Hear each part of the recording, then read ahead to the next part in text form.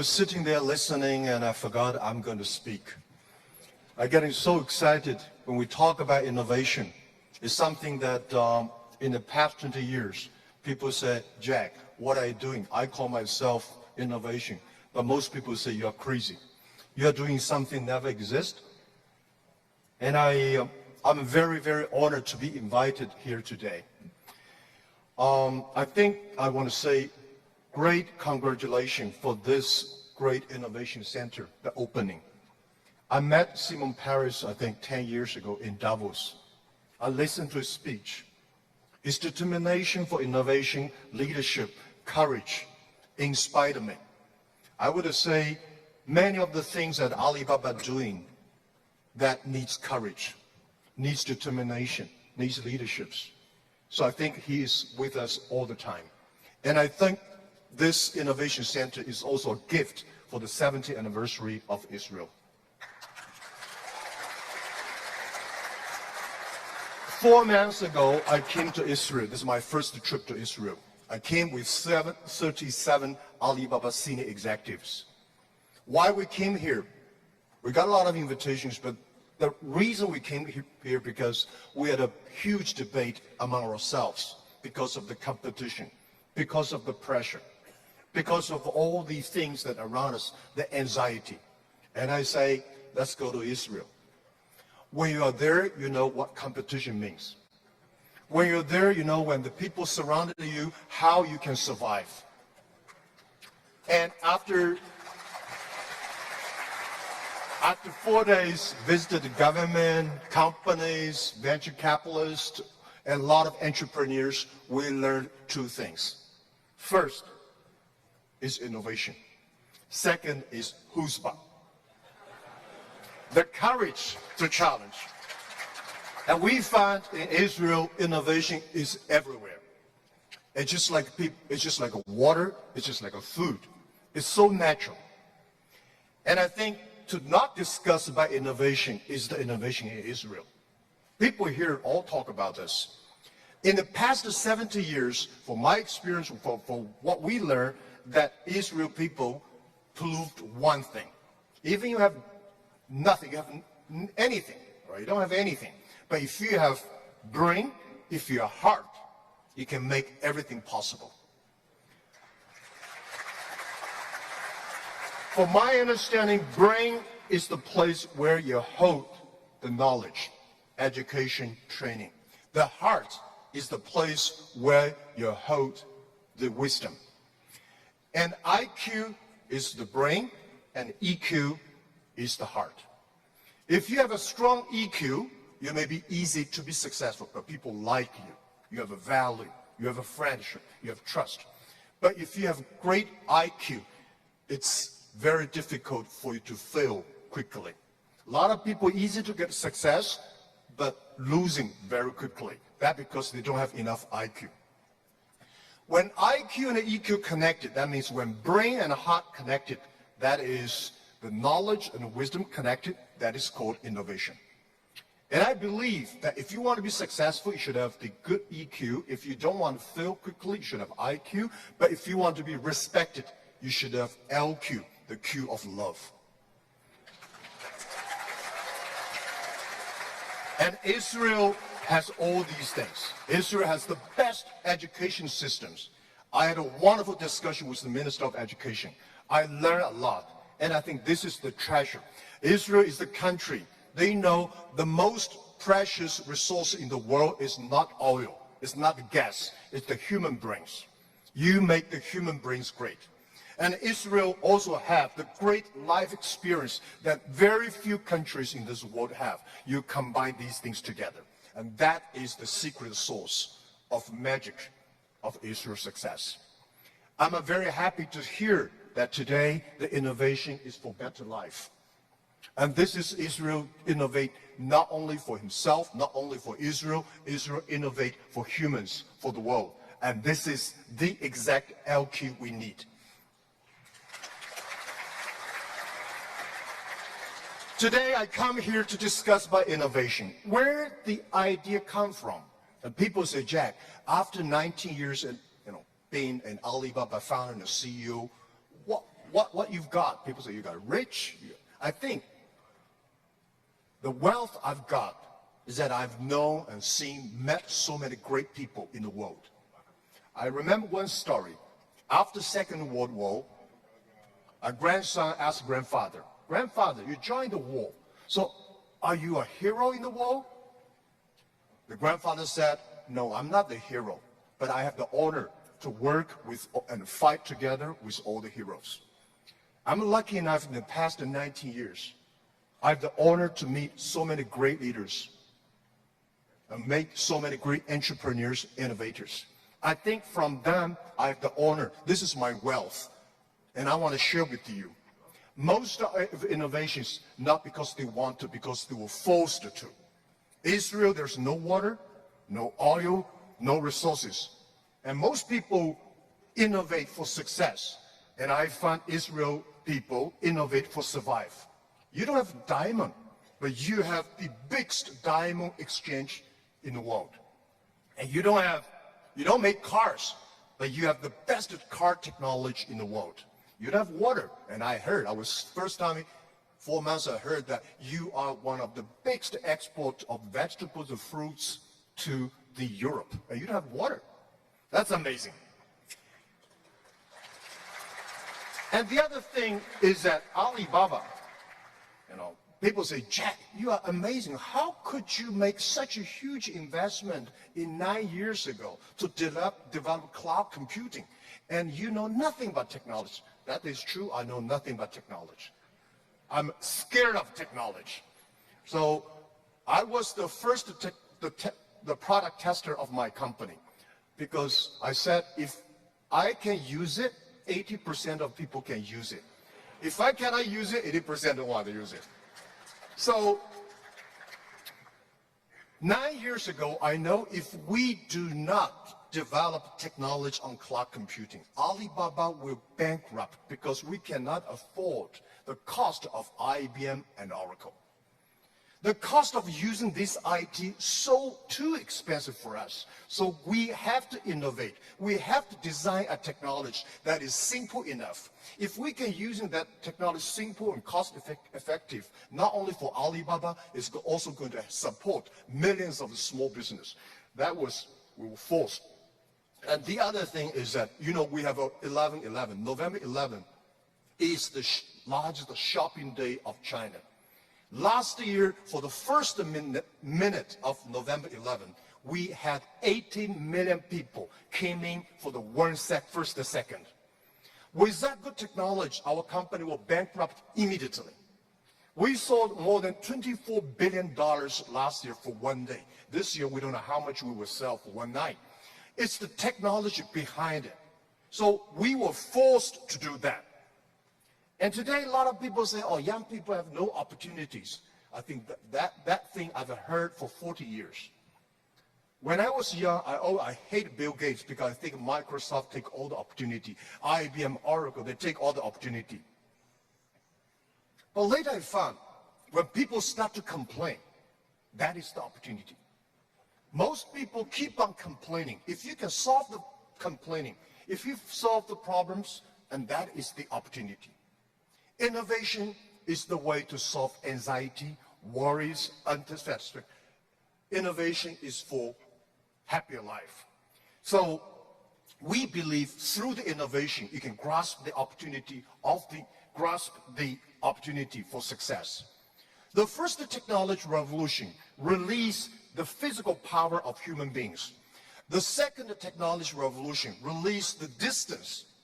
And this is the third technology revolution, release the human brains. Human beings, like Prime Minister said last night, we never satisfied with today. And the way to make yourself to change yourself, to embrace this challenge is called innovation. And I would like to say, who are those kind of innovative people? Who are these kind of people?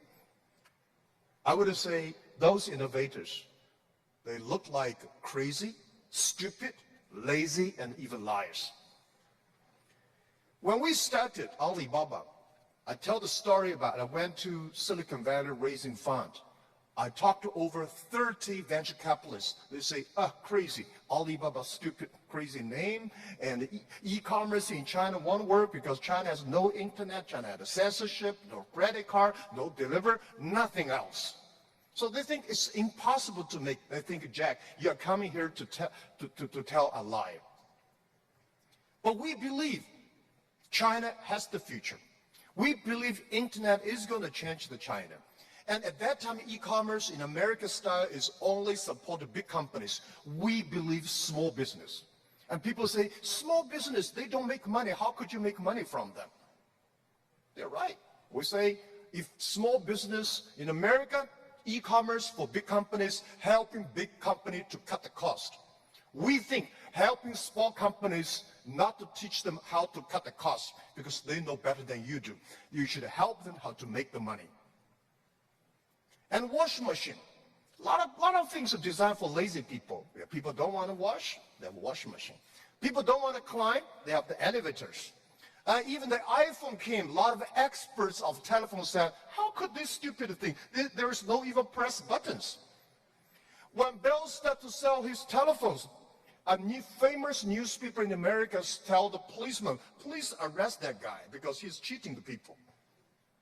So innovation, innovative people are believers. Most people seeing is believing. People like us, we believe and we seal it. Innovation, innovators, they are not one person, they are a group of people. So when you invest in money in somebody, you should see, does this guy have followers? If you have a group of people who are crazy like him, that would be great. I remember early 2000, I went to the United States to talk about, make my speech about internet in the future in China. I believe internet population in China will be bigger than the USA. People say, that is not true. My reason was very simple. China have 1.4 billion people. USA have only 300 million people. Make everybody online, 300 million, right? So China has a huge potential for that. But one of the guys said, Jack, what you're talking about, internet companies should have values and mission, that is crazy. And I say, sir, please come to my company. So he came to Hangzhou, my company, spent 1 week, and the day he left, he said, Jack, I know you're crazy, but I found 100 people in your companies, they're all crazy. Crazy people don't think they're crazy. They think people outside they're crazy. So, and most of the innovators are not very successful people because successful people, very difficult to change. I never try to convince successful people. They will tell you how they succeed, they will continue to do this. Those people who don't succeed, they always want to succeed. So one of the reasons why Alibaba succeed 20 years ago, we never try to convince those people who are successful. We try to spend time on the people who are 18 years old, 20 years old. They are not successful. So 20 years later, they become successful, we become successful. That is how we did it. Now, most of the people who buy online, they are 35 to 40. 20 years ago, they only spent $2. Now they spend $3,000. That is the difference. Innovation has nothing to do with the technology. Technology is just a way to do. When we talk about innovation, everybody thinks, high technology. It's not about that. Innovation, everybody can do it. Right. Those people who do not know anything like technology, like me, we can find those people, rely on these people, try those people who have the technology. In our site, our Alibaba site, there's one guy selling shoes 48 inches only. And I say, how can this guy sell shoes for 48 inches? And we find out he's very innovative because people with 48 inches feet, difficult for him to buy shoes in the shops. There's only one on the online. And there are a lot of innovative ways. Those guys design, lazy guys, they watch TV lying on the sofa. So they design a specific glass that you can lie on the sofa, watch the TV. They sell perfectly.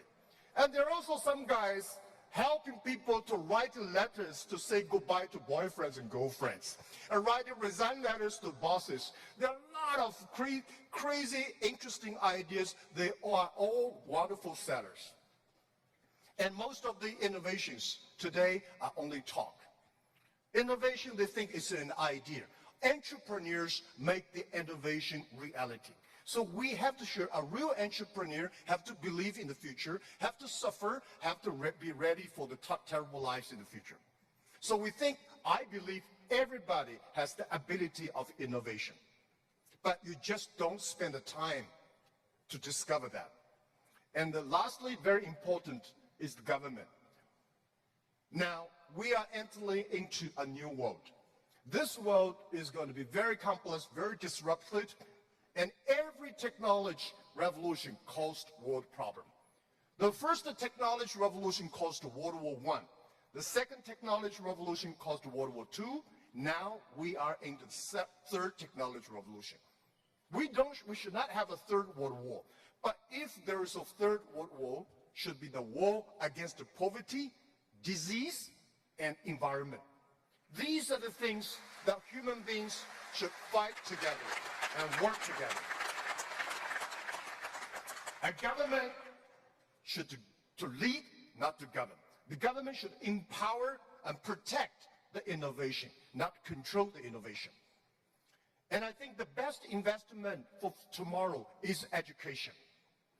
In the past 20 years, thank you. In the past 20 years, we make people like machines. Next 20 years, we will make machine like a people. You like it or don't like it, we have to change ourselves. This thing is coming. What we should do to change our education systems, to teach our kids they can do the things the machine cannot do. This is the thing. It's concerned to every family, and every government should pay attention to that. And I think government should also encourage entrepreneurships. I really appreciate Prime Minister yesterday talk about entrepreneurs. It's the entrepreneurships that make ideas reality. Innovation is always going to be destroyed of yesterday. A lot of people who were successful yesterday will not like it. So government should know what not to do. Let me tell you one story. In 1860s, when UK had first the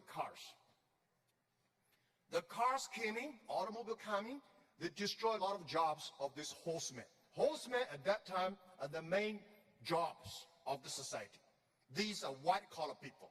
They went to the government, pushed the government, say, you should stop these cars because they're going to kill people on the road, it's going to destroy the jobs. So the government passed a law called Red Flag Bill.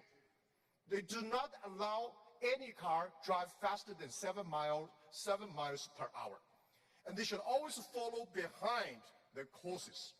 That stop it. Protect the people for some groups of people's interest, but destroy the whole industry.